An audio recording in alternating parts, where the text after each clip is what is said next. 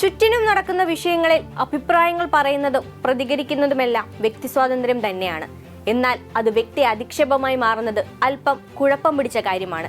ഇത്തരത്തിൽ ഇടയ്ക്കിടയ്ക്ക് വിവാദങ്ങളിൽ പെടുന്നയാളാണ് നടൻ വിനായകൻ. യേശുദാസ്, അടൂർ ഗോപാലകൃഷ്ണൻ എന്നിവർക്ക് നേരെയുണ്ടായ അധിക്ഷേപമാണ് ഇപ്പോൾ വലിയ പ്രശ്നങ്ങളിലേക്ക് വഴിവെച്ചിരിക്കുന്നത്. വെള്ളയിട്ട് പറഞ്ഞാൽ യേശുദാസ് പറഞ്ഞത് അസഭ്യമാകാതിരിക്കുമോ? ജുബ്ബയിട്ട് ചെയ്താൽ അടൂർ അസഭ്യമാകാതെ ഇരിക്കുമോ എന്ന് ചോദിച്ചായിരുന്നു വിനായകന്റെ പോസ്റ്റ്. സ്ത്രീകൾ ജീൻസോ ലെഗിൻസോ ഇടുന്നതിനെ അസഭ്യമായി ചിത്രീകരിച്ച യേശുദാസ് പറഞ്ഞത് അസഭ്യമല്ലേ? സിനിമകളിലൂടെ സ്ത്രീ ശരീരത്തെ അസഭ്യ നോട്ടം നോക്കിയ ആളല്ലേ അടൂർ? സംസ്കൃതത്തിൽ അസഭ്യം പറയുന്നവരോട് പച്ച മലയാളത്തിൽ തിരിച്ചു പറയുന്നത് അസഭ്യമാണെങ്കിൽ അത് തുടരുക തന്നെ ചെയ്യുമെന്നാണ് വിനായകൻ ഫേസ്ബുക്കിൽ കുറിച്ചത്. സിനിമാ കോൺക്ലേവിലുണ്ടായ സംഭവങ്ങളുടെ പേരിലാണ് അടൂർ ഗോപാലകൃഷ്ണനെതിരെ വിനായകൻ അസഭ്യവർഷം നടത്തിയത്. ഇതിനോടൊപ്പമായിരുന്നു യേശുദാസിനെയും വിനായകൻ വാക്കുകൾ കൊണ്ട് ആക്രമിച്ചത്.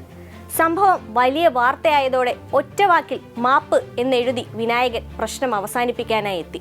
എല്ലാം അവസാനിച്ചു എന്ന് തോന്നിയപ്പോഴേക്കും വീണ്ടും എത്തി അടുത്ത പോസ്റ്റ്. ഒരു മാധ്യമപ്രവർത്തകയെയും മാധ്യമ സ്ഥാപനത്തെയും അധിക്ഷേപിച്ചുകൊണ്ടായിരുന്നു പിന്നീടുള്ള പോസ്റ്റ്. ഭീഷണി എന്ന വാക്കിന്റെ അർത്ഥമറിയാത്ത ചാനലുകൾ എന്ന് തുടങ്ങുന്ന പോസ്റ്റിൽ പുലഭ്യം എങ്ങനെ അസഭ്യമാകുമെന്നായിരുന്നു വിനായകന്റെ ചോദ്യം. അധിക്ഷേപ പോസ്റ്റിനെ വിമർശിച്ച് ഒട്ടേറെ പേർ കമന്റുകളുമായി എത്തി. വിമർശനമാകാം, എന്നാൽ അതിന് മാന്യമായ ഭാഷ ഉപയോഗിക്കണമെന്നും വിനായകൻ പങ്കുവച്ച മാപ്പ് അഡ്വാൻസായി പറഞ്ഞതാണോ തുടങ്ങി പോസ്റ്റിനു താഴെ നിരവധി കമന്റുകൾ പ്രത്യക്ഷപ്പെട്ടു.